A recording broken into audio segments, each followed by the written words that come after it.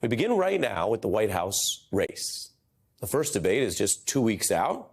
It's the earliest presidential debate ever because the Biden campaign pushed to accelerate the schedule in a bid to galvanize their side. And as this general election begins in earnest, we hear from so many people that this is one of the most important elections ever. But when you ask why it's so important, the answers do vary. There is one thing that is a very clear choice in this election, and it is between having a democracy and not. This election is about good versus evil. It's about Main Street values of core American freedoms. It's the unimaginable damage that's been done by Joe Biden to this country. What is about competence versus chaos? Immigration is at the top of the mind for the American voter. I am definitely concerned about women's rights. This autocracy issue will be an enormous issue for Americans. Integrity. Democracy. Women's health care. At stake in the November election, your tax dollars. Our democracy is at stake. A lot of big issues. In fact, there are many different topics vying for what may be the top issue that could decide the election, and they're significant. For many people, democracy or women's rights or immigration, these are all huge. But I can tell you tonight, and this is our special report, for the key voting blocks in the few states that decide the presidential race, the news is that many indicators show the key issue is the economy, and quite specifically, prices and the cost of living, which is a huge concern for people. High prices, inflation, and this pandemic hangover have hit people hard. And if you aren't perhaps stressed about that, you might not be in that situation in one of these voting blocks. But I'm going to tell you, and I'm going to show you the facts, a lot of people are. They're in the key states deciding the race through the Electoral College, which is how we pick presidents in this country. Most people say cost of living is how they view the economy's strength. Now, keep that in mind, because the economy is actually doing quite well on several fronts, like jobs, wages, the stock market. And prices did go up, but inflation itself continues to fall. There's good news on that front again today. The U.S. GDP, though, has increased beyond economists' expectations in 2024, the exact opposite of what would be defined as a recession. The labor market that has been resilient and often stronger than expected. On paper, the economy is doing really well. The stock market is soaring. Wages are creeping up and unemployment is low. Mea culpa, I was wrong about the slowdown in the recession. That last voice is Trump's longtime economic advisor, Larry Kudlow, who's a conservative figure, saying he was wrong about a possible recession popping up in the Biden era. And he was recounting that, as you saw there, to Fox Business, which fixates on the stock market, which has reached these record highs just this week. Now, take stocks and these other rebounds, and the U.S. is not just having an objectively good recovery lately, but compared to all the other developed nations, this is the strongest economic recovery since the pandemic. That's from independent international sources like World Bank. There's major growth here that's outstripped inflation. Many Americans say they've found their own situation in their own homes, their own jobs, their own budgets has been improving. Most voters are feeling positive about their personal financial situation. That's according to a battery of surveys and Nobel Prize-winning economist Paul Krugman, who writes that, but there is a but. That even though Americans do see the rebound in their own finances, their own budgets, like I said, the same voters, quote, insist the economy is terrible overall. So, what do we have here? Obviously, money matters. We know that. But the vibes about the money matter even more. Experts saying there is not any kind of recession. By the way, I just showed you all these quick tour through the charts showing all the positives, but some call it a vibe session. And you underestimate the power of vibes at your own peril. Because I can tell you vibes matter. Vibes are how many people interpret reality.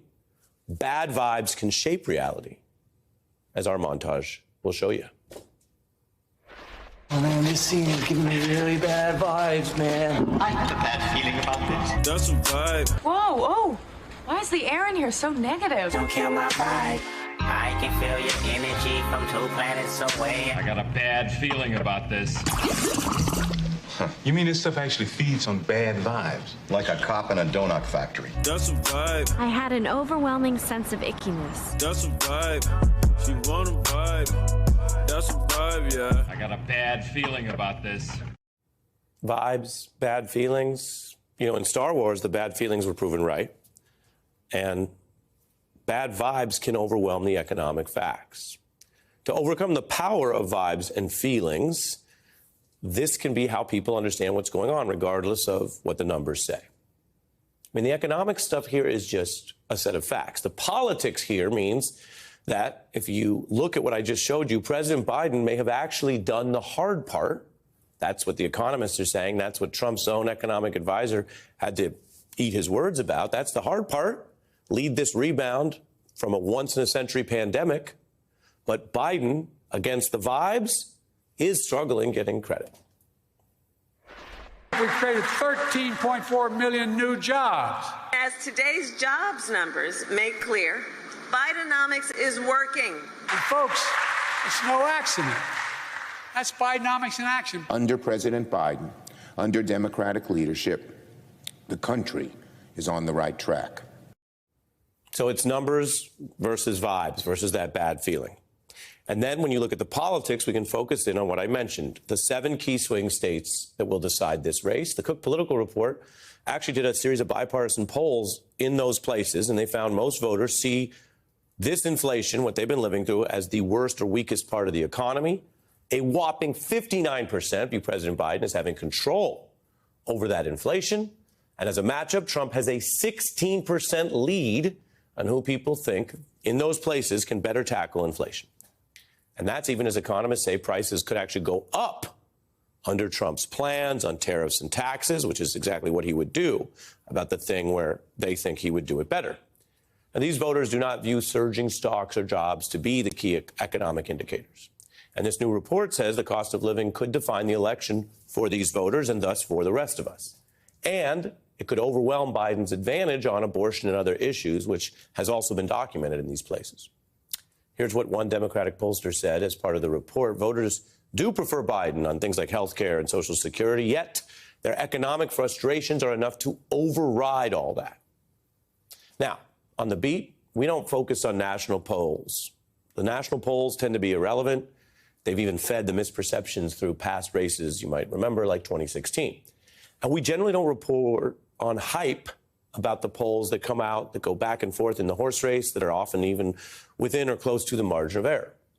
But I'm showing you this tonight because this Cook polling is more useful. It tracks views, not just the horse race, in those key swing states, and includes this view I mentioned from Democratic pollsters. So they're rooting for Biden. But they say this economic perception, or vibes, whatever you want to call it, is the issue that could cost Joe Biden his reelection. And that's even with the rebounds in the economy that I showed you and all the charts and all the facts. And the report says that Biden's campaign is betting even if the economic perceptions do not change, voters will still reelect Biden. The theory being that once voters appreciate the risks of Trump returning to office, they'll go back to Biden. And they say that Trump is betting voters desire prosperity and think Biden has failed on that. Now, it's not just abstract political polling here. People have more ways to share their views and vibes than ever these days.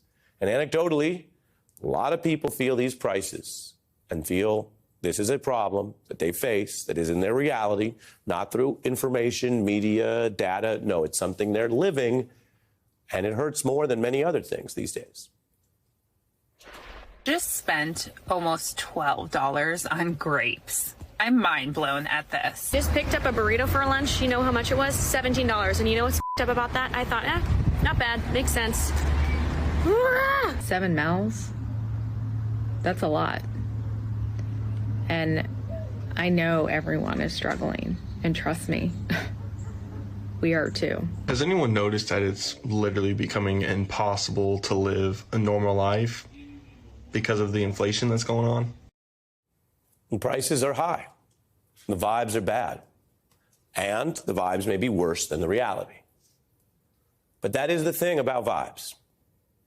Vibes can change. They can marinate. They can shift or warm or even improve. It's like the good vibes that the Beach Boys recounted, how a ray of sunlight or wind whipping through the air or the sound of a gentle word can have you, well, you know the rest, can have you picking up good vibrations. And before you know it, you've got the excitations. Now, we don't really think of vibes when we think of economic data and financial conditions, and maybe that's part of the problem.